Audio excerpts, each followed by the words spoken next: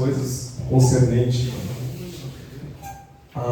ao estudo da palavra de Deus, né? Eu sei que, acho que foi o ano passado, eu falei alguma coisa sobre interpretação bíblica, mas não discorremos alguns assuntos importantes, e a gente ainda percebe que a gente precisa ser discipulado, ensinado em algumas coisas concernente à palavra de Deus. Amém, irmãos? Então a gente usa as noites de terça-feira para resolver e para ajustar algumas coisas que vai acrescentar no teu ministério, na tua chamada, naquilo que Deus confiou em você, em mim também, porque quanto mais nós nos dispormos a ensinar, mais nós aprendemos também. A gente aprende com cada um de vocês, a gente aprende olhando para vocês, ouvindo vocês. Então, eu acredito que é de bom grado esse ensino, essa temática que nós vamos falar aqui hoje. E vocês já sabem que o pastor Washington tem o trabalho no tange de pedagogia, interagir bastante, né? Eu não gosto de ministrar como se fosse uma mensagem, como se fosse monólogo, só eu falo. Não.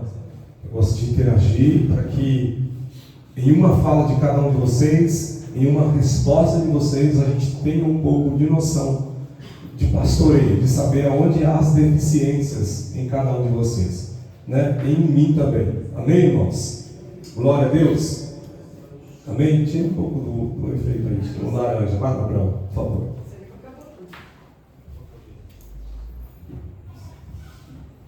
Glória a Deus. Aí, senão vai ser num teatro grande, né? Aquela coisa de aquele sensacionalismo, né? Amém, igreja? O meu não está no 4, tá? No 4 é no 5, tá? No canal 5. Amém? Então, irmãos, eu vou falar de novo, novamente, e eu queria que você anotasse isso, que hoje nós vamos falar e eu vou fazer até a avaliação aqui. Sabe aqueles dias que você não está esperando e você já mexe a hora para fazer as coisas, para o pai responder? Vai ser hoje. Amém, igreja? Glória a Deus. Vamos voltar a essa didática aí, essa dinâmica de duas vias aí, ok? Irmãos, os irmãos sabem muito bem que eu tenho já há um tempo falado sobre a questão da interpretação da Bíblia. Amém? Amém, irmãos? Amém. Quem é que tem dificuldade ainda quando lê de como entender o que está lendo e depois de entender o que está lendo, como que isso funciona comigo, o que eu faço com isso que eu li, que eu entendi? Quem é que tem essas dificuldades? Tem bastante gente que tem essas dificuldades. E talvez essas dificuldades são as dificuldades que impedem você de degustar a Bíblia, de ter continuidade naquilo que você está lendo. Porque como é que você vai continuar lendo uma coisa que você não está entendendo? Não há uma probabilidade de você desistir de ler porque você não entende? Quem passou por isso? Eu já passei por isso. De não entender e falar, deixa isso para depois. Não é assim? Ou só eu aqui? Não? Todo mundo já entende tudo? Está tudo certo? Então, e aí eu percebo, irmãos, durante todo ano, culto, eu sempre observo muito oportunidades, pregações, né? Às vezes uma saudação, e a gente percebe que há uma dificuldade em alguns pontos, nem no geral, né? Nem em todos os pontos, mas em alguns pontos, que às vezes é um princípio básico de estudo que faz você ter uma base daquilo que você vai falar. Amém, igreja? Primeiro ponto, irmãos, primeiro ponto. Deus, olha só isso aqui que eu vou falar. O próprio Deus jamais ia deixar algo escrito para que os seus filhos, os seus escolhidos não entendessem. Amém? Então a Bíblia, existem todos os parâmetros para que a gente possa entendê-la. Se existem todos os pontos para que eu possa entendê-la, por que eu não entendo? O erro está na Bíblia ou o erro está na forma que eu olho para ela?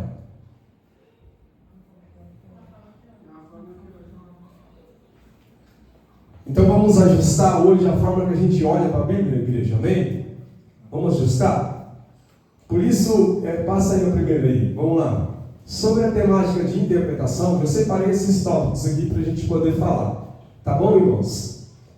Primeiro contato que a gente tem com a Bíblia é o quê? A gente faz o quê? A gente lê, né? Então esse é o primeiro contato. Eu vou ler a Bíblia, ok? Repita, ler a Bíblia. Ler a Bíblia.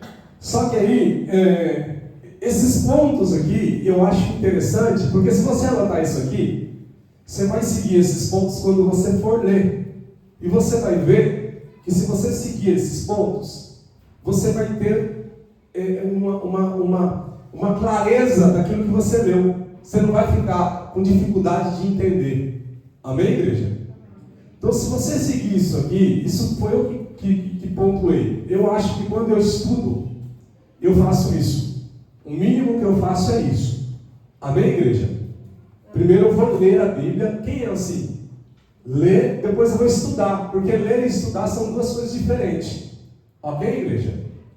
Sim ou não? Sim. Ler um livro e estudar um livro é diferente. Só que se eu não ler, não tem como eu estudar. Ok? Amém, igreja? Eu fiz esses tópicos de uma forma bem simples, para que todos possam entender isso aí. E se você quiser anotar esses tópicos, anote, né? Até os jovens que têm dificuldade de ler, os jovens têm mais dificuldade de ler do que os mais velhos, né? Porque eles têm tanta coisa para eles fazerem que quando eles vão ler a Bíblia, eles estão cansados. A vida deles é tão ativa, né? Eles têm muitas responsabilidades. O Enzo gosta muito de ler, pastor. Desde pequeno. Não herdou de mim, porque eu tenho dificuldade de leitura, eu sou mais visual, sabe? Audiovisual. Nem música, né? Vejo e consigo executar. Ele gosta muito de ler. Já leu diversos livros, tem vários livros. Só que a Bíblia ele tem dificuldade. Não tem aquela pegada espiritual de vontade de ler. É o que eu falo.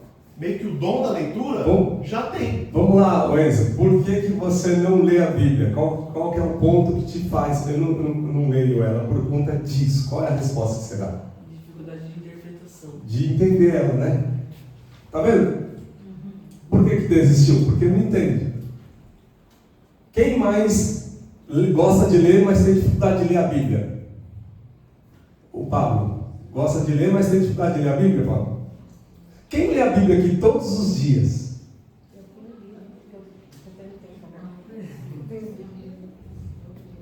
Vamos lá. Os que lê todos os dias, você lê consequentemente o que você está, ou você vai um dia num lugar, outro num lugar, outro num lugar? Fala aí, irmão. Eu, quando começo a ler um livro, eu termino ele, para ter um panorama do que o livro trata. Aí depois eu vou para o estudo em parte. Isso é um princípio para se entender. Se você não ler tudo, você não vai entender. Porque se você, como você falou, você vai para um livro, você vai entender nunca nenhum. Quem gosta de ficar indo para lá é quem é viciado em texto e versículos isolados. As pessoas que às vezes são preocupadas com uma oportunidade, sabe? Agora quem estuda não, ele não está preocupado com ele, está preocupado em entender. Quem segue um parâmetro, né, e vai até o fim. Irmãos, se eu posso ser sincero, muito tempo já no Evangelho, uma das coisas mais difíceis que tem para quem lê é começar e terminar. É ou não é? Não é, irmãos? Sim. Vocês que servem a Deus aí há muito tempo, não é verdade? Sim ou não? Mas tudo começa pelo hábito, sabia disso? O que você faz quando você não tem hábito de ler algo extenso? Começa pelos menores. Ok? Tem livro da Bíblia que tem 2 folhas. Dá para ler em 10 minutos. Ok? Tem um livro que tem 1,5 folha e é um dos mais lindos que eu acho da Bíblia. Filemon.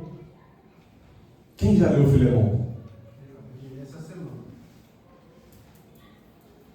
Onésimo, Paulo, essas 3 figuras estão nesse livro de forma que o Filemão ensina? Qual que é o resultado do Filemão? O que é?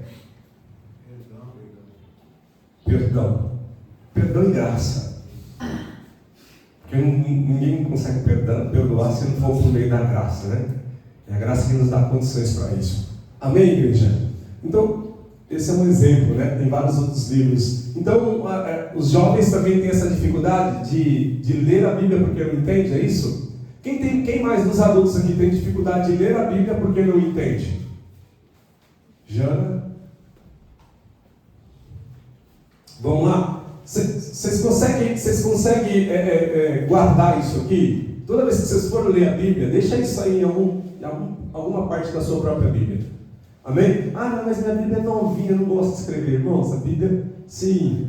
Mas pega uma só para você escrever, então deixa a sua bonitinha. Porque tem gente que não gosta, né? Você vai abrir a Bíblia até colada, de nunca ter lido os livros, né? As folhas vem logo 4, 5 de uma vez. Mas deixa isso pautado aí na sua Bíblia. Toda vez que você for ler, leia isso primeiro, ok? Vamos lá? Primeiro então, o que está escrito ali? Leitura, estudo, meditação, interpretação e pregação. Amém, igreja? Primeiro eu leio, ok? Todo mundo vai precisar. Ninguém chega na pregação sem ler, e muito menos sem estudar. E se não meditar, é pior ainda. Você sabia? Você sabia que um dos pontos-chave para Deus te usar está na meditação? Porque meditar não é ler. Meditar é pensar no que eu li. Por quê? Porque quando eu penso no que eu li, aí a ação de Deus me dá exatamente clareza de aplicar o que eu li na minha vida, e o que eu li deixa de ser letra e torna-se vida em mim. A meditação é o ponto crucial para aquilo que eu li virar vida em mim. Amém, igreja? Vocês entenderam isso? Porque tem gente que lê, aí estuda, e não ouve, e não para, e não medita. Porque tem muitas pessoas que vão para a pregação, para o ponto da pregação, achando que leu, estudou e já está com a mensagem. Não. Eu tenho um livro em casa que eu comprei ele, eu acho que em 2012, foi logo quando lançou. Chama-se A Arte e o Ofício de Pregar. Esse livro me ajudou muito lá atrás, porque a maioria dos pastores do mundo inteiro escreveram a sua forma de ler, de estudar, de interpretar e de pregar a palavra, e cada um tem as suas dificuldades. É interessante esse livro, que cada um tem a sua experiência com a palavra de Deus, e você vai lendo um por um, são mais de 300 pastores escrevendo, e você vai lendo um por um, você vai vendo que cada um é bem peculiar naquilo que Deus chamou ele para ser. Cada um fazia de um jeito. Teve um pastor que eu gostei muito dele, que ele disse assim, que para mim subir no domingo, para dar o sermão para a igreja que eu pastoreio, eu tenho que estudar e meditar a semana toda. Se eu não fizer isso, eu não consigo no domingo ministrar a palavra. Aí você pega uma geração de hoje que chega os irmãos, vai fazer um culto, vamos ver o que Deus vai falar.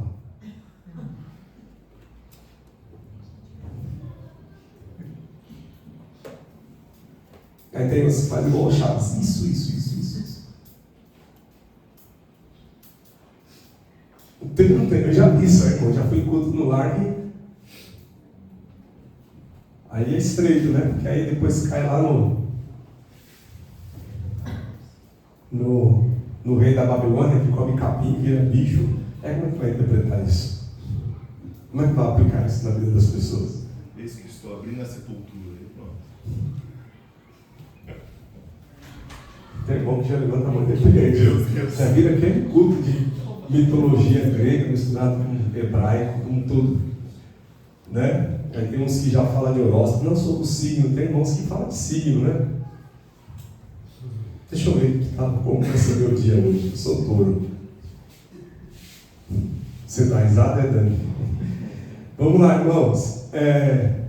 Opa! Então, todo mundo já anotou ali? Já anotou? Leitura da Bíblia, estudo da Bíblia, meditação, interpretação e pregação. Amém? Vamos lá? Passa aí, Gi, por gentileza. Vamos lá. Primeiro ponto, irmãos. Isso aqui é um auxílio para cada um de vocês. Por quê? Porque isso aqui, irmãos, é questão de disciplina. Quando a gente quer entender a Bíblia, a gente precisa de auxílio. Amém? A gente precisa de alguns recursos. Ok, igreja? Amém, igreja? Amém. Quem usa recurso quando lê a Bíblia aqui? Quem tem em casa alguns recursos? Vamos lá. Aline, o que você tem de recurso quando você vai ler a Bíblia? Eu tenho Bíblia de estudo, tenho umas Bíblia de estudo? Qual delas? Eu tenho... não lembro o nome. Mas eu tenho a Wiersbe. Whisper. Isso. Tenho uma reformada. Reformada. E uso um dicionário bíblico. Dicionário bíblico. Ok. Essa é a Bíblia de estudo, a sua? O Abraão, nem vou perguntar, que ele tem um monte de coisa de recurso. Vamos lá. Quem mais levantou a mão que tem recursos? Vamos lá, o evangelista. Só Bíblia com tradução diferente. Oi? Só Bíblia com tradução diferente. Você usa só a Bíblia com traduções diferentes? Precisa colocar mais recurso aí. Vamos lá, quem mais? A Bíblia de estudo ajuda bastante, né, pastor? Com as referências. Né? A Bíblia de estudo, irmãos, a Bíblia de estudo tem que tomar cuidado com qual Bíblia de estudo. Sim. Porque a Bíblia de estudo é o pensamento de quem fez. Quem fez, exato. Amém? Por isso que você tem que analisar quem é a Bíblia de estudo que você está estudando. Conhecer a pessoa. Fazer uma pesquisa sobre ela. Ok? Aplicação pessoal, né? Aplicação pessoal.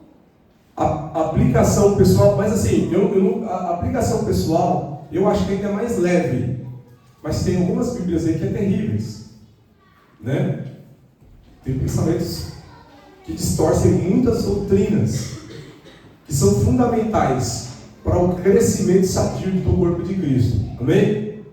Quem tem mais recursos aqui? Levanta a mão. Quem é que tem? Pastor. Tem o dicionário bíblico de versículo a versículo, teologia sistemática e alguns livros de comentários bíblicos também. De comentários. Já tinha PT, né? Hoje tem mais um recurso, né? E aquele livrinho da palavra-chave? Esse da palavra-chave, ele é interessante. Esse aí é bom. Mas nem sempre eles pegam a palavra-chave. Não. É porque assim, na verdade, tem muitas palavras. Ninguém vai fazer um negócio sempre completo. Sempre vai faltar alguma coisa. Eu sempre, né? Mas a palavra-chave, ele é grego e hebraico. Tem as duas literaturas. Como o Antigo Testamento era hebraico, então ele vai pegar as palavras-chave do Antigo Testamento e vai pôr lá o que significava em hebraico. Isso dá muito trabalho, tem que ter muito tempo para estudar. E o Novo Testamento, que é grego, também vai dar tudo no grego, ok? Só que isso daí, a pessoa tem que ter tempo para estudar, tem que gostar muito de gastar tempo no estudo. Eu não sei se os irmãos são assim, mas eu sou assim, quando eu pego para fazer estudo mesmo, é o dia todo e eu não largo enquanto eu não entender. Lá em casa tem uma hebraica, né? Eu não pego. Uma Bíblia hebraica? Mas ela está em linguagem hebraica ou ela está traduzida em português?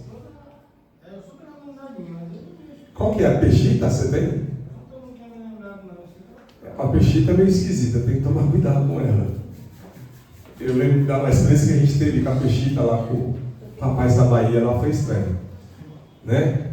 Ele começou a falar hebraico e ele usava a fala do hebraico que ele aprendeu como se fosse falar em línguas, para ninguém entender nada. Para você ver, né? O negócio era sério. Quem mais aqui usa recursos? Vamos lá, recursos. Wanderson, o que você tem lá? Tenho alguns livros da Champion. Eu tenho. Mas livros temáticos ou livros de estudo bíblicos? Estudo bíblico. E tem uns também que é temático. Eu tenho um lá também que fala versículo por versículo, sabe? Interpretação? Eu não lembro o nome dele. O nome Mas exato. é muito bom também. Fala da época, mostra a época. Contextos. Contexto cultural. Contexto histórico-cultural, né? Isso a gente vai falar algumas coisas aqui. Amém? Que nem as irmãs, a Mari que levantou a mão, a Nayara que tem dificuldade. Vai ficar bem claro e de forma simples para vocês entenderem. Não é? A gente não quer fazer aqui de um culto acadêmico. Nós queremos fazer exatamente de um culto que realmente a gente entende de forma simples. Amém, igreja? Amém, igreja? Amém. Então, vamos lá. Eu pontuei alguns recursos aqui que talvez vai te auxiliar. Viu, irmãs? Preste atenção. E eu vou explicar um por um. Primeiro, as versões da Bíblia. Isso aí é o ponto de partida para você que vai ler. Ok? As versões da Bíblia. Eu não sei se você já notou, mas eu vou falar hoje só sobre as versões da Bíblia, os comentários e os dicionários. Depois eu vou falar Bíblia de Estudos também eu vou falar, concordância, mas aí depois eu vou falar sobre outros recursos, internet, site, eu sempre deixo por último, irmãos. Porque tem gente que já vai para a internet para descobrir algo já pronto. Só que você nem fez o trabalho que você deveria ter feito. Ok? Vamos lá, a primeira pergunta é: pastor, por que eu preciso de todos esses recursos? Por quê? Não é verdade? Eu queria só ler a Bíblia e já entender, não é verdade? Por que você precisa dos recursos? De alguns dos recursos, e eu vou falar dos mais simples até os mais elevados. A gente precisa dos recursos, irmãos, porque a Bíblia ela foi escrita há mais de 2.000 anos atrás. De lá para cá, houve muita transliteração. Mudou muito a fala. E as primeiras traduções não eram tão perita como hoje é. Então foram fazendo alterações e atualizações nas traduções da Bíblia. Então, se eu leio hoje uma Bíblia que eu tenho o costume de ler, vou dar um exemplo, a João Ferreira de Almeida, ARC, Revista Corrigida. Talvez você pode olhar no índice da sua Bíblia e descobrir qual que é. Revista Corrigida. Se você ler ela hoje, se a sua foi de 94, 93, já saiu outra em 2008. 2009 saiu mais uma, se não me engano. Então, eles vão atualizando de acordo com aquilo que eles vão vendo nos textos originais e perceberam que muito da transliteração mudou um pouco o sentido do texto. Então, por isso que dá dificuldade. Porque a Bíblia, em si, irmãos, ela tem uma linguagem chamada linguagem erudita. O que é isso? Uma linguagem rica. Só que para mim entender a riqueza dessa linguagem, eu preciso de dicionário, eu preciso de comentário, eu preciso de entender o texto na época. Porque o que foi escrito em 2000 não foi escrito agora, a Bíblia, foi escrito lá atrás. Então ela foi escrita dentro da cultura, do tempo lá de trás, não é de agora. Por isso que a gente tem dificuldade de entender. Porque envolve muito contexto cultural, literal, né?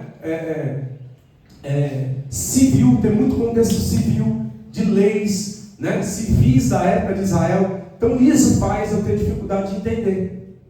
Muita dificuldade de entender. Por isso que vocês, irmãos, ponto principal, têm dificuldade de entender a Bíblia. Por onde eu começo? Pelos evangelhos. Começa pelos evangelhos. Mateus, Marcos, Lucas e João. Começa por aí. Ok? Um outro livro que você pode associar à leitura dos evangelhos, que é de uma linguagem fácil, direta. Provérbios. Até uma criança consegue entender muita coisa de Provérbios. Ok? Ok?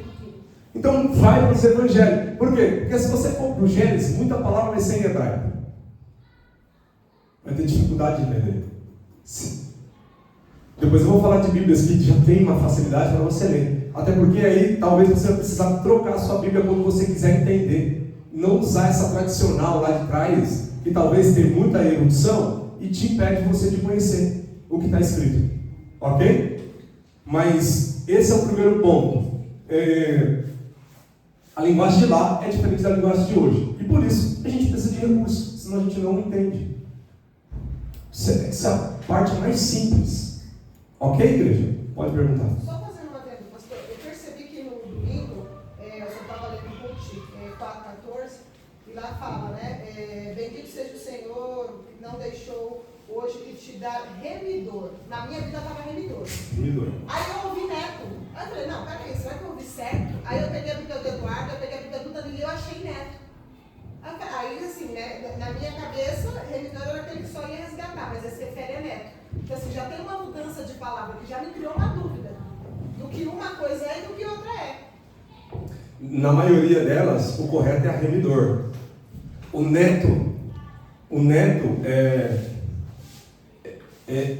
exatamente porque assim, como a Ruth casou, Sou sem herança, né? como a Ruth casou e o casamento já tinha as núpcias, possivelmente eles contraíram núpcias e tiveram a parte íntima. Nisso, já é perceptível de que isso já gerava um filho. Então ela já está falando no contexto futuro. Certo. Neto. E nasce quem? Nasce quem? Não. De Ruth. Quem nasce de Ruth? José? Não. Como que é? Está lá no texto. Primeiro. É verdade. Obed. Quando o Obed nasce, para Noemi, que as mulheres falam, é quem? Neto. E por ser neto, porque ele nasceu, deu procedência à descendência de Noemi, por isso ele é um dos que foi a causa da remissão. Tá, ela tem futuro. Isso se fala contexto remoto. Certo. Ok? Mas a linguagem correta é usar remidor. Entendeu? Mas por conta dessa dificuldade de tradução, cada um olhou de um jeito e entendeu o contexto e escreveu. Se a gente não fizer essa diligência, fica essa dúvida. Se você não participar dessa pergunta, que talvez outras pessoas tinham essa dúvida, né? Poderia ficar sem entender. Amém, igreja? Vamos lá? Então, irmãos, irmãs, eu sei que vai ser um pouco complicado para vocês que têm dificuldade de entender, mas vocês vão precisar lutar. Primeiro ponto, toda vez, eu vou dar aqui uns exemplos, algumas Bíblias que vocês vão ter que adquirir, e essas Bíblias não são caras, não precisa ser Bíblia de estudo, tá, igreja? Não precisa ser Bíblia de estudo. Mas primeiro quesito que eu mesmo preciso fazer e que eu faço e que eu sugiro a vocês quando vai ler a Bíblia, primeiro, ore a Deus para que o Senhor abra o entendimento. Amém? Ore ao Senhor e peça mesmo, e peça crendo, fala, Senhor, eu estou lendo a sua palavra, eu preciso entender, e o meu coração se põe diante do Senhor para aprender a tua palavra. Eu quero aprender, eu quero absorver, eu quero que o Senhor fale comigo. Amém? Só comentar que muitas vezes vão inconscientemente trata a Bíblia como se fosse qualquer outro livro qualquer, né? De natureza humana. Sim. E muitas vezes a gente não ora. E aí fica bloqueado o entendimento, né? Vou dar um exemplo. Qual foi a promessa que Jesus fez para os discípulos na parábola do semeador? Ninguém entendeu e nem os discípulos entenderam. Só que os discípulos tinham o coração voltado na humildade para entender. Terminando Jesus de falar, Senhor, explica-nos a parábola. É como se fosse uma oração para aprender o que está lendo. É uma multidão virando milagre. Você entendeu? Olha o coração dos discípulos. Meu, Jesus falou da parábola, que bonito. Ele falou o primeiro ponto, que cai na beira do caminho, e não sei o quê. A outra que nasce entre os espinhos, a outra que nasce em pedregais, a outra que caiu em boa terra. O que ele estava dizendo com isso? Não deu nó na cabeça dos discípulos? Eu fico imaginando Jesus, vamos embora, vamos, vai todo mundo andando, e um cutucando, pergunta você, será que ele vai corrigir? Será que ele não vai gostar se a gente perguntar? Eu fico imaginando essas coisas, mas eu estou lá no meio. Eu não sei se você é assim, mas eu gosto de ler com essa ilustração. Eu trabalho com design gráfico, então tudo para mim é ilustrar. É mostrar como funciona, sabe? Para garantir segurança, que nem o Duque tem facilidade audiovisual de ver e entender, não é verdade?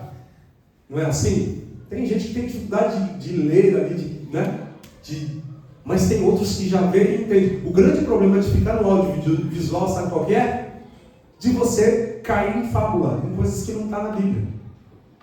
Uma vez teve uma pastora que ela foi pregar e ela pregou, eu não lembro que mensagem que era, mas era relacionado a um filme que passou. Ela pregou igualzinho o filme. Eu falei, mas nós estamos num cinema aqui, privilégio hoje, não foi pregação, foi cinema. O farol, quando ela falou, o farol tinha morrido no mar. Não foi essa daí. Foi uma outra pastora lá. Eu não sei se foi de Davi, sei lá, se foi de algum dessas que passa na Record aí. Eu não lembro qual que foi, mas ela falou exatamente o que viu. Esse é o perigo do audiovisual, porque às vezes vai falar coisa que não está na Bíblia. Amém, igreja? Hã? The Chosen é um exemplo disso, né? O The Chosen ele tem muita reflexão muito poderosa, que a pessoa teve inspiração para poder fazer algumas cenas que não está na Bíblia. A mente da pessoa que trabalhou nesse contexto é uma mente de alguém que conhece a palavra de Deus. Você vê, isso aqui não está, é uma interpretação dela, né? É uma aplicação pessoal da pessoa. É legal que dá um ênfase maior nas cenas, né? Faz você olhar de outro ângulo, como ele está olhando, como você não via. Isso é bom. Só que nem tudo pode se trazer para o altar. É isso que eu estou falando. E é um contexto interessante, falando do The Chosen, né? A gente assistiu um capítulo, nem terminamos, mas uma série, mas... Cadê o meu café? Aí tem aquela cena que a esposa de Tomé é morta pelo soldado romano, né? A gente estava assistindo, a Marta perguntou, mas está na Bíblia? Eu falei, não. Na hora. Mas, você falou. Imagina você olhou aquilo lá, aí está na ministração, né, Abraão? Eu soldado matou a esposa. Então tem que ficar muito Atento. atento. Teve uma vez que foi o irmão pregar lá, que ele disse assim que quando o Moisés foi colocado no rio, no Nilo, e que o cesto onde Moisés foi colocado, desceu, Deus, ele falou, ele inventou uma história lá, que foi até muito bonita, né? Mas não está descrito. Mas ele disse que a onda veio, trouxe de volta a força ao contrário da água. Ele inventou uma história mirabolante lá. Só que é muito bonito, mas não estava na Bíblia. Aí você fala, gente do céu, ele assistiu muito filme, né? Realmente ele viajou.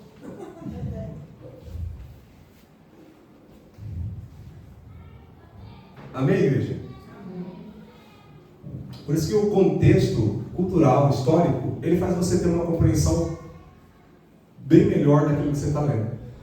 Para você não ficar acreditando. Porque, irmãos, pregadores hoje, vou falar uma verdade aqui, que a gente precisa falar. Pregadores hoje têm filas de pregadores disponíveis para pregar. Porque muitos estão tratando a pregação como uma profissão.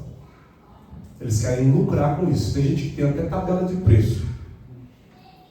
Só que o grande problema disso é que as igrejas aceitam qualquer coisa porque tem preguiça de conhecer e ler a Bíblia.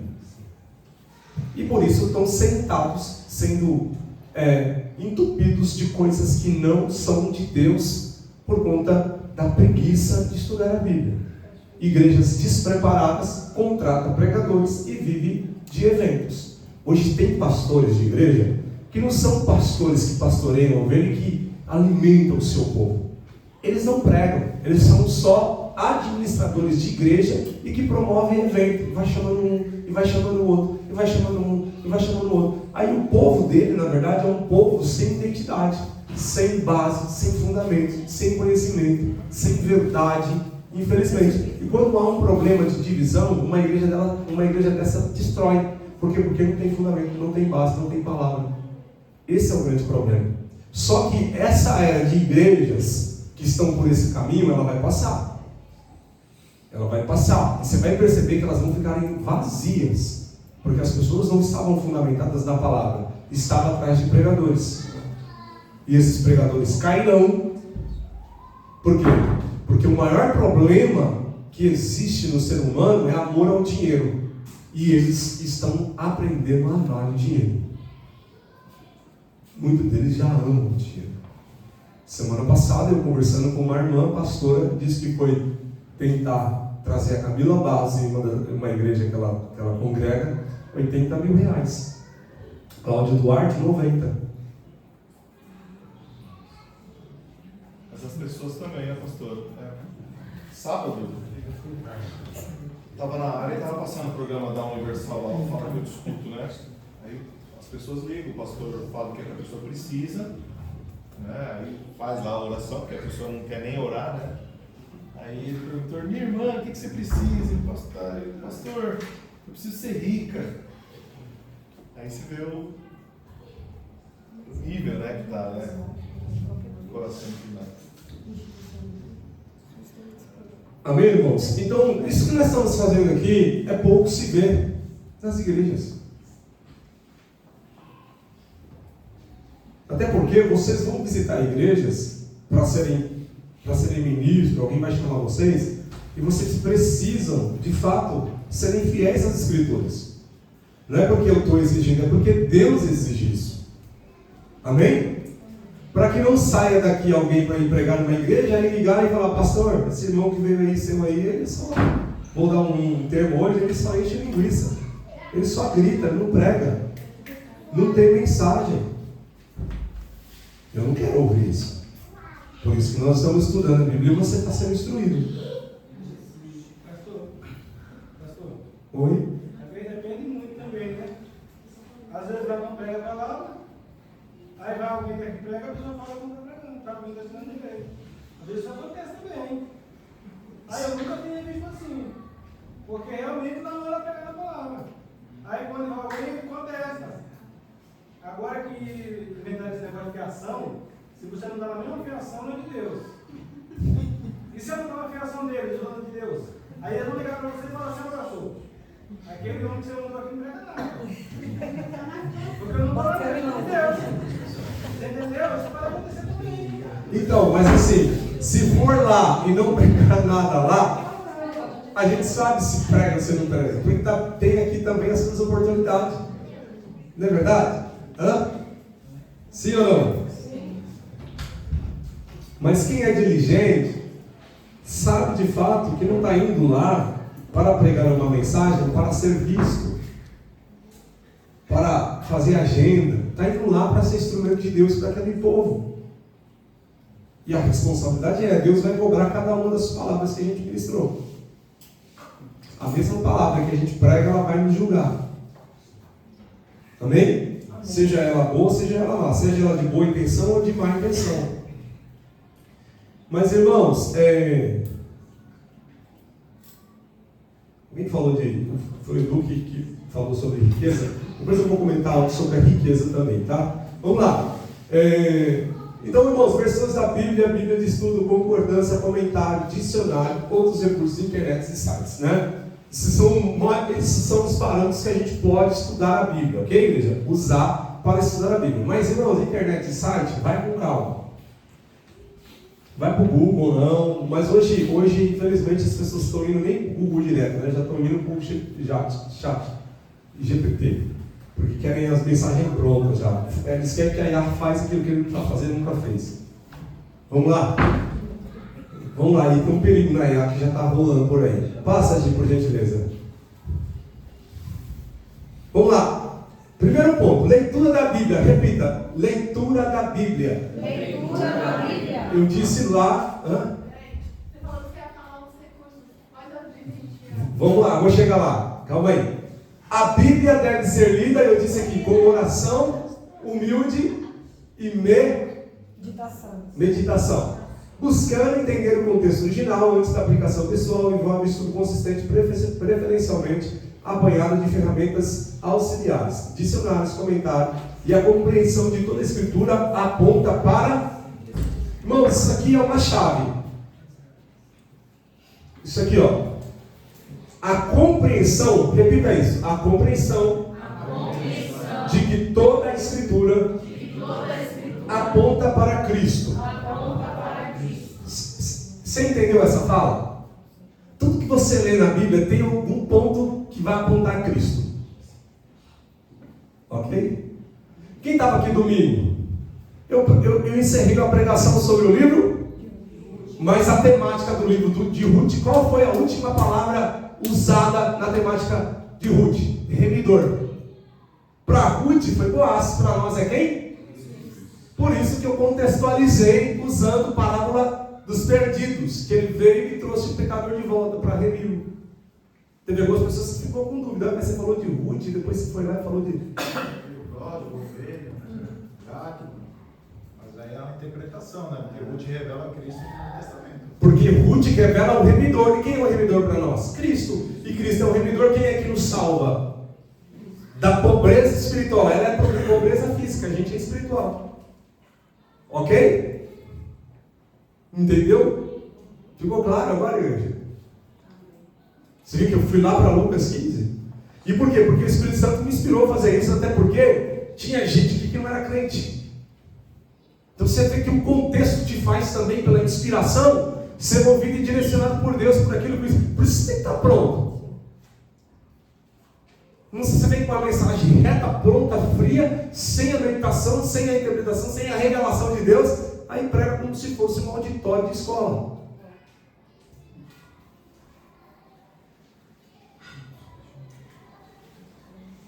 Sem poder de alcance. O Evangelho nem tem isso. Paulo diz que o Evangelho é poder de Deus. Por isso que ele não se envergonhava. Então, uma palavra de Deus não é só vir fazer a sua parte bonitinha, certinha, preguei na régua, né? Ali. Não, tem a inspiração, tem a revelação, tem algo que é te dado na hora. Você tem que respeitar a ação do Espírito. Eu fico imaginando, irmãos, quando Paulo, ia nos lugares pregar lá em Éfeso, lá nas igrejas, em Atos dos Apóstolos, todos os lugares que ele... Eu fico imaginando o tanto quanto o Espírito Santo usava esses homens. Porque a gente só tem uma narrativa, mas detalhes a gente não tem.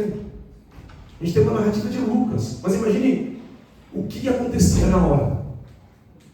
Por isso que ele fala que as minhas palavras, a minha pregação não consiste só em conhecimento e sabedoria humana, mas é manifestação de poder. Amém, igreja? É manifestação de poder, porque o poder é para o descrente, é para quem não é crente. A gente conhece a Deus, conhece o poder de Deus, mas o descrente não conhece. Por isso que a pregação precisa ter também manifestação do poder.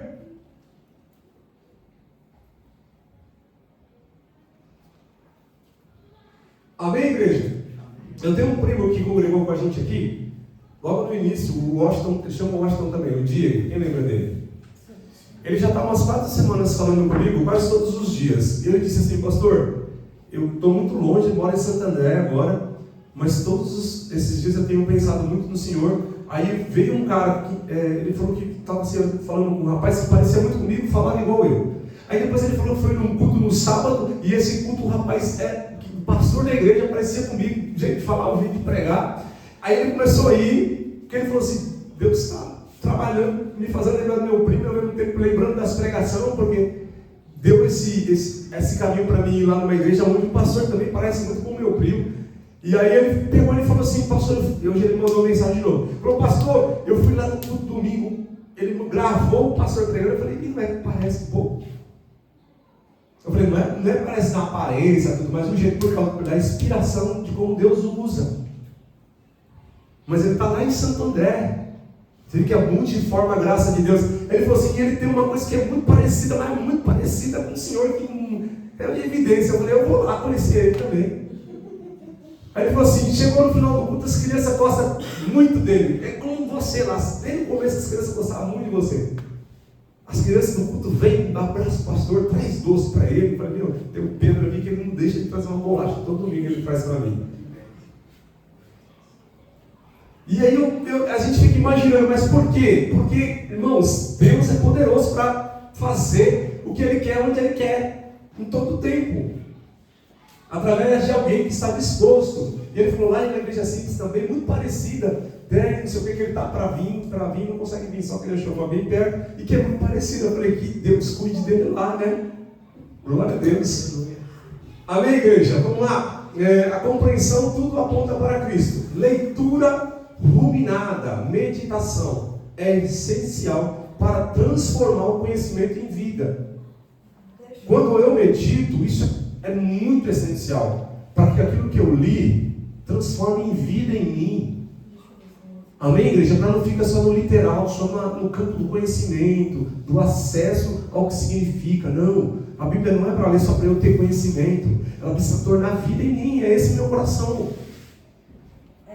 Nessa questão aqui, tudo aponta para Cristo, é muito essencial, né? Porque eu já tive uma experiência de uma irmã que estava brava com uma outra irmã.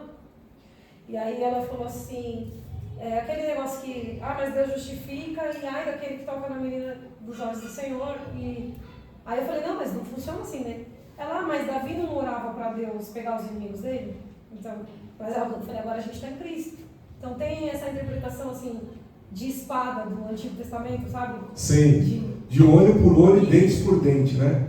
E tem crente que está vivendo no Antigo Testamento, na Antiga Aliança. Se me feriu, eu devolvo. Não é assim? Você conhece gente assim? Você pode dar glória a Deus? Tem gente que é assim, irmãos.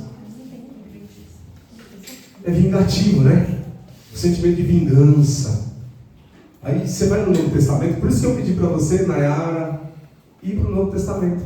Vai deixar os seus coraçãozinhos bonitinhos com Jesus ensinando. Se escolher uma face, dá outra. Ai, que legal, né, irmãos? Jesus desconstrói tudo o ego de qualquer um. Amém? Isso é reino dos céus. Preste atenção, ponto crucial. João Batista veio antes de Jesus, olha isso. João Batista não veio antes? Qual foi a promessa? Ele vai vir antes, ele vai preparar o caminho para o Salvador vir, né? E aí João Batista começa pregando. Qual foi a pregação? Arrependei-vos, porque vos é chegado o reino do céu. Quem quer ser reino? Quem ia trazer o reino? Quem que ia trazer? Porque ele fala, arrependei-vos, porque é chegado o reino. Quem que ia trazer o reino dos céus? Jesus, não é? Ou seja, o que Jesus ia trazer? Como é o reino de Deus na terra? Porque a religião não tinha acesso por conta do Antigo Testamento, da Antiga Aliança, de como era o reino dos céus. Só tinha um pouco de consciência pelos mandamentos que Deus estabeleceu, mas o reino dos céus era totalmente diferente de como as pessoas viviam na terra. Então João Batista fala assim, arrependei-vos, porque vos é chegado o reino dos céus. E quem ia trazer? Jesus. Então Jesus veio. Depois dele é batizado, é tentado. Depois de tentado ele começa a anunciar o reino dos céus. E aí anunciando ele vai para o monte, sermão da montanha, o sermão do monte, o que você achar melhor. Bem-aventurado. Aí ele começa a falar o que é o reino dos céus. Bem-aventurado. Mateus capítulo 5. Está vendo que a interpretação bíblica é muito bonita? Quando você aprende isso. Qual que é o tema do livro de Mateus? O reino dos céus. O reino dos céus será comparado toda hora no livro de Mateus. Por isso que quando você vai ler esses elementos que a gente precisa para estudar, vai nos dar luz. Por quê? Primeiro ponto. Quem escreveu a pergunta que eu faço? Para aquilo que eu estou lendo. Quem é que escreveu? O Evangelho de Mateus, quem escreveu? Quem era ele? Cobrador? Como que foi o chamado dele? Aí vamos dar um exemplo. Já tem na descrição de Mateus, Nayara e Mari, que ele era um cobrador. Então eu vou procurar saber o que era e o que ele fazia. E por que Jesus chamou ele? Até porque em qualquer liturgia, vocês vão entender estudando, em qualquer liturgia Mateus não cabia. Porque cobrador de impostos era um dos primeiros a ser rejeitado do seu próprio povo. Aí Jesus já pega alguém que ninguém quer. Que era considerado ladrões.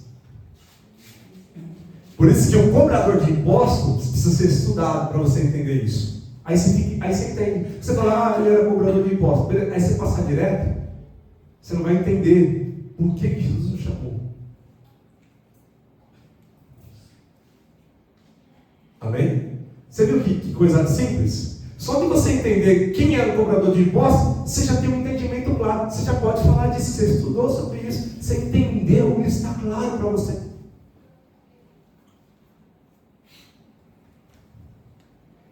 Só estou dando um exemplo. A gente vai chegar na interpretação lá, viu, Mara? Você vai tirar mais clareza.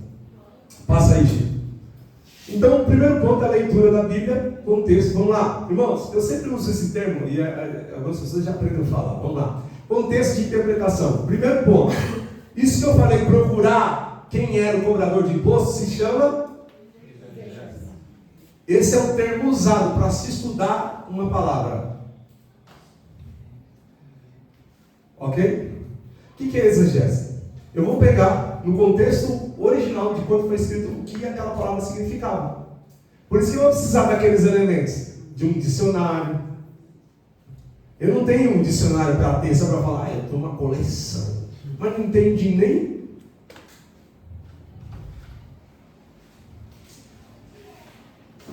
Quer saber se alguém lê os livros que tem? Vai lá na casa dele, faz umas visitas constantes. Se eles continuarem no mesmo lugar, que nem mexe. Ele tem um olho bom, viu? Agora quando você vê trocados, é porque já saiu, já mexeu, já voltou, já... Vamos lá? Antes de aplicar o texto à minha própria vida, antes de eu aplicar, se eu não entender a exegese, o que significa, eu não tenho como colocar aqui na minha vida agora. Ok? Ok, igreja? Antes de aplicar um texto à própria vida, é preciso entender o que ele significou para o público original, para lá, para eles. Porque na fala de Jesus, nas decisões de Jesus, para eles tinham clareza para entender. Para nós não, nós somos 2.000 anos e pouco para frente. Então por isso que a gente precisa das coisas, não é? Porque tem gente que fica falando, tem gente que faz teologia, e não sei o quê, e fica criticando uma disciplina que faz a gente crescer. Isso é uma ignorância, parece que é até irracional falar isso.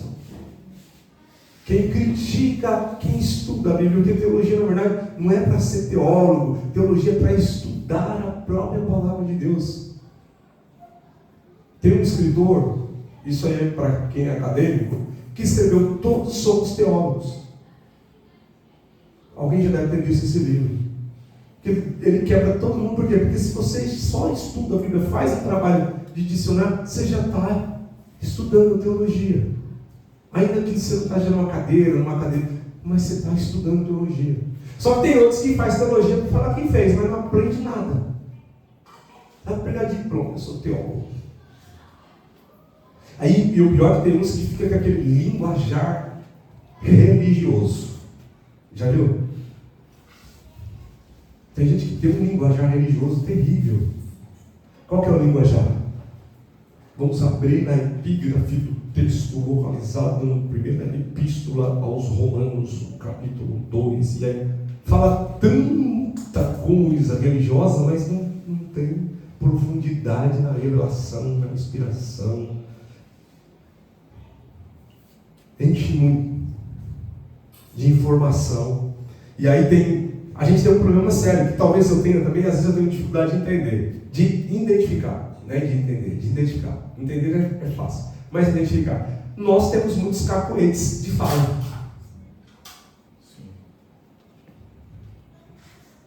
É ou não é? Tem cacoetes de fala? E a gente pega, né, pastor? Todas as vezes a gente está conversando com alguém, até porque... Né? Você usa demais. Aí a gente copia, até porque... Tem cacoetes Você de nem fala. quer falar, mas você fala, até porque... Aí é outra matéria, mas não vamos entrar nisso não, que não é para nós.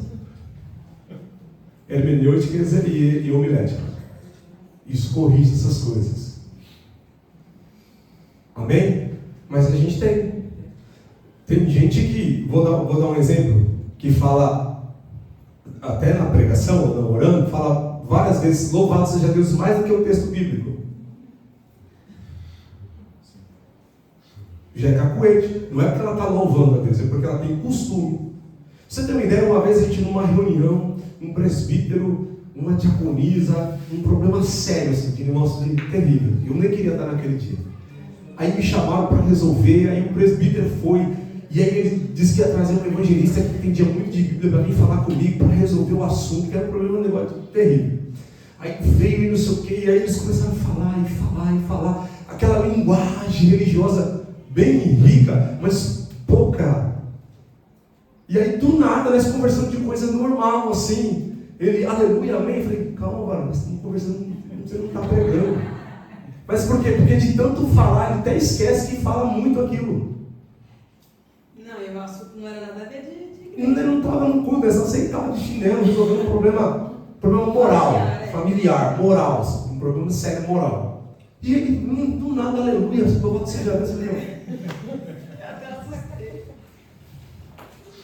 é cacuete, tem que corrigir essas coisas. Não é verdade? Imagina você lá no andorinha passando as compras lá, louvado seja Deus, aleluia, amém. E não, ele está fazendo compra. Esquece. Porque de tão religioso que é, a linguagem faz parte do cotidiano, esquece. É uma fala religiosa, mas sem base, fundamento, sem profundidade. Então tem que ser corrigido esses pontos. Né? A gente fala muito, né?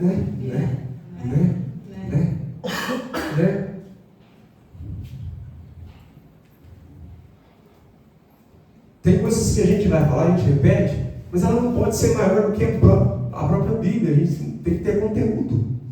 Porque eu percebo, não só aqui, mas no contexto geral de igreja, que muita gente usa isso porque fica pensando no que falar. E o povo crente pentecostal tem um problema sério. Ele não consegue ficar 2 segundos quieto. É simples. Quem está pregando, se parar 5 segundos, já tem gente dando glória a Deus porque está demorando para falar. É ou não é isso aí?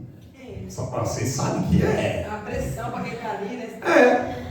Irmãos, tem hora, antigamente, irmãos, eu era novo na pregação e eu achava que se eu gritasse demais, tinha hora, irmãos, sinceramente, acho que o meu pulmão cansava, que eu não tinha ar mais. Eu achava que Deus não queria me usar, era tipo, eu ficava doido com Deus, acabava a respiração. Mas tanto que eu falava rápido, eu gastava o ar, não tinha oxigênio no cérebro, era quase caindo, morrendo. E eu olhava os pregadores antigos pregando 1 hora, gritando, eu falava, eu quero ser igual a eles. Lembra? Quem não lembra? Eu vi o Luiz Antônio pregar, aquele que morreu, Natan, que era uma mensagem robusta, sabe? Aquela coisa, mas tinha de drama, mas também o cara tinha 30 anos de pregação. Eu 2 anos queria ser igual. A voz do cara já era calejada, não ficava mais rouco, de tanto que pregava, viajava o mundo todo pregando. Quem lembra dele? Se for para me falar de alguém antigo, é dele, eu gosto de usar ele. Marcos Feliciano, todo mundo já perdeu a tocha, mas acho que se ele estivesse na nossa geração, ele ainda ia ser um grande instrumento de Deus. Então, e ele já sabia da morte, Deus revelou para ele como ia ser tudo. Ele foi arrebatado, irmãos. Ele contou a experiência que ele não queria voltar. É lindo. Meu Deus do céu. E ele, naquela época, ele já condenava quem cobrava. Isso em 2006, 2007. Tem mensagem dele lá atrás, que ele está condenando os pregadores. Ele começa a falar dos Gideões que era lotado naquela época. Muito pregador famoso, ele falou para todo mundo. E tinha uma coragem terrível, né? Não era a agenda, não, era a pregação de Deus mesmo, você sentia, né? Então, irmãos, mas a gente vê que hoje, eu achava que a gente tinha que ficar gritando, porque eu associava grito com unção.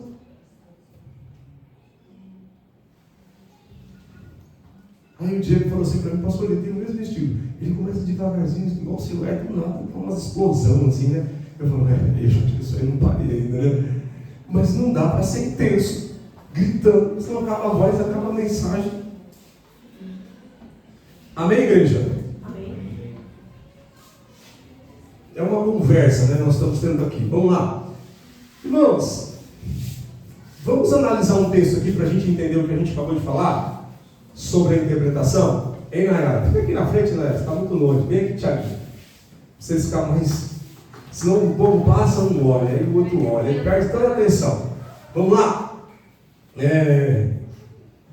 Vamos lá, irmãos, vamos usar esse exemplo aqui. Nós falamos de bem-aventurança, mas vamos dar um exemplo aqui. Mas o horário já foi, né? A gente começou bem tarde hoje também, já era 4h30. Ó, bem-aventurados pobres Em espírito. Onde está escrito isso? Mateus 5:3. Irmãos, para quem lê isso aqui, vamos lá, Nayara. Você lê isso aqui, bem-aventurados pobres em espírito, o que você entendeu? O que é pobre em espírito? Que não tem muito.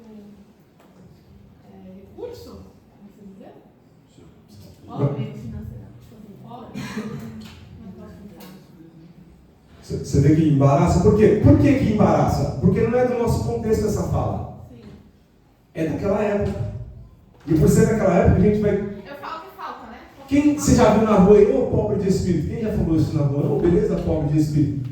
Porque não é nosso contexto. Está entendendo que é difícil de entender? Porque não está no nosso tempo. Teve aqui histórico e cultural. Isso tudo faz parte de uma linguagem que eles entendiam naquela época. Entendeu, Mário? Mas é falta de alguma coisa, não? Boa pergunta. É falta de alguma coisa, certo? É falta de alguma coisa, igreja? Alguém arrisca dizer o que é pobre de espírito? Eu tenho mais de 30 pessoas aqui, ninguém arriscou. Então, aqui ele fala bem-aventurado. Bem-aventurado é a pessoa que se dá bem. Aí você vê que dá um nó. Como é que pode ser bem-aventurado ser pobre de alguma coisa? Na verdade, ele está falando da alma. O espírito é uma pessoa humilde. Da onde você tirou isso? Eu já li em outras versões. Espírito quebrantado, espírito humilde. Um espírito que entende a sua situação. Um espírito que entende a sua situação, seu estado. Seu estado. Você pode aplaudir Jesus pela palavra dele? Mas você viu que a resposta dela foi: eu já li isso em um outro recurso, em uma Bíblia de estudo, sei lá. Ok? Entendeu, igreja? Que lendo assim, se eu não tiver um outro recurso, eu vou ter dificuldade. Por isso que não é só ter uma Bíblia e ficar lendo ela tentando entender. Você tem que ter um dicionário, você tem que ter um... Está ficando claro, Nayara? Quem me acha que está ficando mais claro agora? Nossa conversa aqui hoje. Está criando em você uma degustação de querer estudar mais? É isso que precisa ser gerado. Precisa ser gerado em nós aquele desejo de entender agora. Falar: Deus me ajuda, eu vou fazer a minha parte, Senhor. Sabe? Tem que ter, o Senhor tem que ver em você um desejo de querer aprender também. Tiago fala disso. Quem tem falta de conhecimento, de sabedoria, peça ao Senhor que Ele dá deliberadamente. Ou seja, não tem limites para Deus dar conhecimento a alguém que está querendo, que está pedindo, está insistindo, que bate, que pede, que busca. 3 processos para se alcançar algo no reino dos céus é esse: batendo, pedindo e buscando. Amém? Amém, igreja? Vamos lá. Contexto histórico e cultural, análise fisiológica e grego, eu esqueci errado. Contexto literário, sermão da montanha. E a síntese exegética. O que isso funciona? Vamos lá. Não se espante não. Vamos lá. Isso aqui a gente usa só termos para poder entender a lição. Vamos pegar lá bem na minha. Passa, por gentileza. Vamos lá? Eu queria que vocês lessem aqui. Nayara, lê aqui até o ponto aqui. Vamos lá, Nayara. Contexto histórico-cultural. A pobreza na época, no grego, koine. É isso? Fala koine. Koine. É koiné, mas o pessoal fala koine. O idioma original do Novo Testamento. Existem 2 palavras para o pobre. Quantas palavras para pobre? 2. Então Jesus usou uma delas, mas existem 2. Qual é a primeira? Vai lá. Mas tem pouco. Trabalha e tem pouco. Pobreza de alguém que é pobre, mas trabalha, mas a pobreza dela é porque ela tem pouca condição, pouco dinheiro, certo? E a segunda palavra? Pitoches? Pitoches. O indigente. O indigente, o mendigo que nada tem, independente totalmente dos outros. Jesus usa o pitoches. Ok? Então, na fala bem-aventurados pobres de espírito, Jesus usou essa segunda opção. Ele não usou a primeira. Ele disse essa palavra. Ele não disse apenas. Ele disse aptóticos. Ou seja, quando ele está falando lá, ele fala assim: que bem-aventurado, ou seja, feliz é alguém que é mendigo e que nada tem e depende totalmente dos outros. No nosso contexto, um mendigo é feliz dependendo das coisas dos outros? Não. Mas ali ele quer dizer meio que de nada tem falta, né? Não. Nesse sentido. Não. Ele fala de espírito. De espírito. Por isso que ele usa o termo espírito. Por que espírito? Porque espírito, Deus é espiritual, ele está levando a pobreza para o reino de Deus, para o reino espiritual, e o reino espiritual é o reino de Deus. O reino de Deus não é físico, ok? Amém, igreja? Amém. Se o reino de Deus é espiritual, porque Deus é espírito, a gente sabe que Deus é espírito, sim ou não? Sim. Você já viu Deus?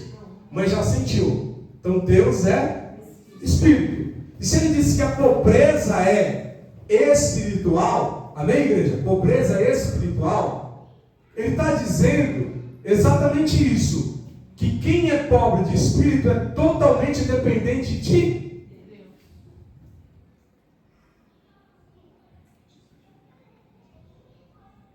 E alguém que é dependente de Deus, reconhece que é dependente de Deus, é dependente da graça. Por quê? Porque o assunto vou voltar no começo para vocês entenderem. Qual que é o assunto central de Mateus? Arrependei-vos, porque é chegado o reino espiritual de Deus veio do céu. Aí Jesus falando, bem-aventurados os pobres de espírito, que tem pobreza e necessita e precisa de Deus. Ele está ensinando o reino de Deus, não é o reino dos homens. Por isso que no reino dos homens dá um nó na nossa cabeça. Como é que alguém é mendigo, dependente totalmente de outro e é feliz? É que quem é mendigo espiritual, dependente de Deus, é feliz, porque Deus conhece a humildade do coração dele e faz ele ser rico.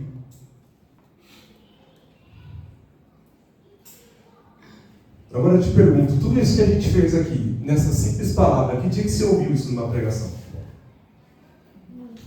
Por quê? Porque essa pregação não dá agenda. Falar aquilo que Jesus ensinou, não dá like. Dar like é falar, a porta vai se abrir. Jesus está entregando a chave, ele é o chaveiro. Gold. A paz. As marcas de chave. Jesus abriu o chaveiro.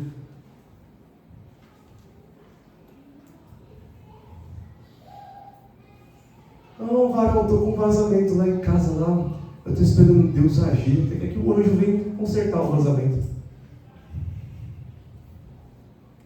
Hoje Deus é servo de todo mundo, né? Daqui a pouco os anjos estão pegando enxada, construindo igreja.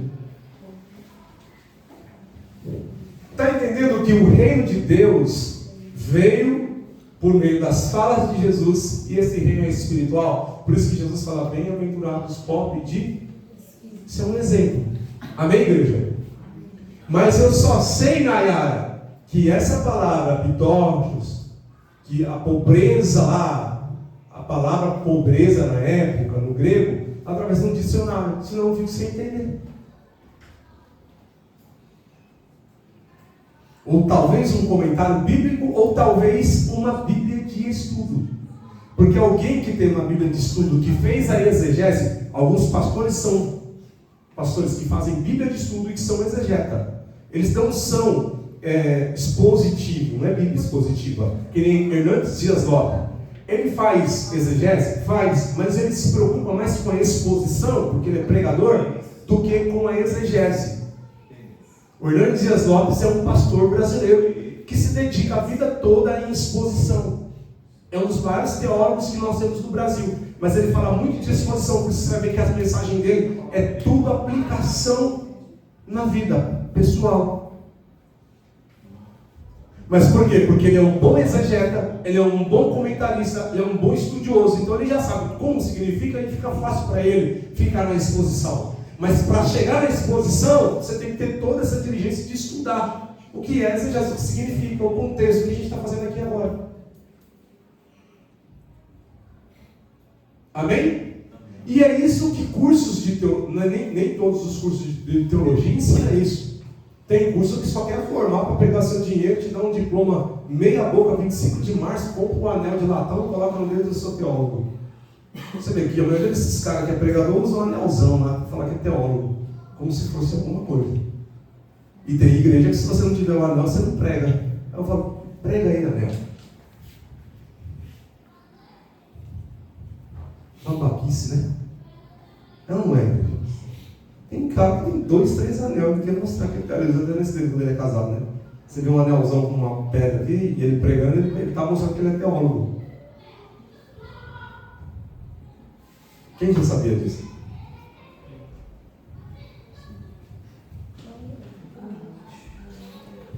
Aí quando ele cuidar de uma igreja, um mês a igreja fecha. Teve um que inventar de abrir a igreja, ele abriu a igreja fazendo feijoada. Aí o pessoal não comprou feijoada e ele fechou a igreja. Depois de 3 vezes.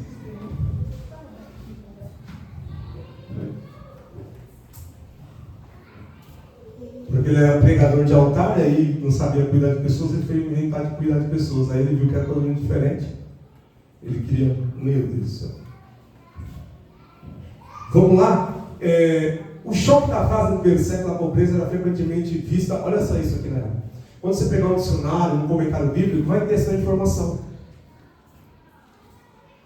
A pobreza era vista como maldição. Como maldição. Então, não uma bênção. Chamar alguém de pobre de espírito, no sentido de indigente espiritual, como algo positivo, era revolucionário. Como é que eu vou chamar alguém de pobre, que pobreza era maldição, e falar é bem-aventurado, porque é pobre de espírito? Deu um nó na cabeça de muita gente. Entendeu, igreja? Imagine para Jesus, tanta gente que fez cara feia, quando ele falou, bem-aventurado, todo mundo aleluia. Pobre!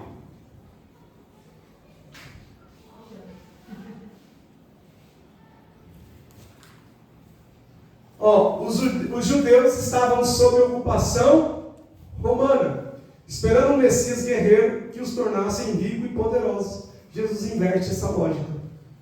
Ou seja, o que os judeus estavam esperando, veio Jesus falando pobre, uma mensagem que não deixou eles ricos e nem poderosos. Você acha que se eles não receberam nem Jesus, que foi o maior pregador, igrejas que estão esperando ser pessoas ricas e poderosas, vai receber uma mensagem dessa?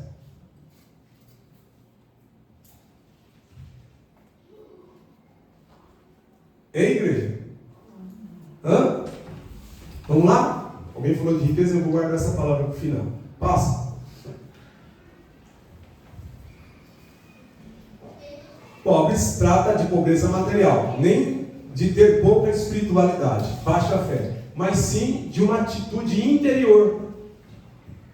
Ok? Significado é o reconhecimento da própria falência espiritual diante de Deus, ou seja, sem a graça de Deus nós estamos mendigos espiritualmente. Nós não temos condições de ter acesso a Deus se não for a graça dele. Ou seja, nós somos totalmente dependentes de Deus. Jesus está falando assim, quem é pobre de espírito entende que é totalmente dependente de Deus. Por isso que eles são bem-aventurados. Porque se eles dependem totalmente de Deus, Deus os vai tornar ricos, porque o reino do céu já é dele. Por isso que Jesus encerra: bem-aventurados pobres que deles é o reino. Entende que Jesus dá o reino para quem se considera pobre, para quem é miserável de forma espiritual e que depende da graça de Deus. Por isso que pela graça de Deus nós somos salvos. Só temos acesso ao reino de Deus pela graça de Deus. Amém, igreja? Amém. Está claro essa interpretação? Alguém tem alguma dúvida em alguma coisa? Quer sugerir algum outro texto? Vamos lá. Contexto literário. Sermão da Montanha, bem-aventurança, funciona como uma introdução ao reino dos céus, que é um tema central de Mateus, a promessa.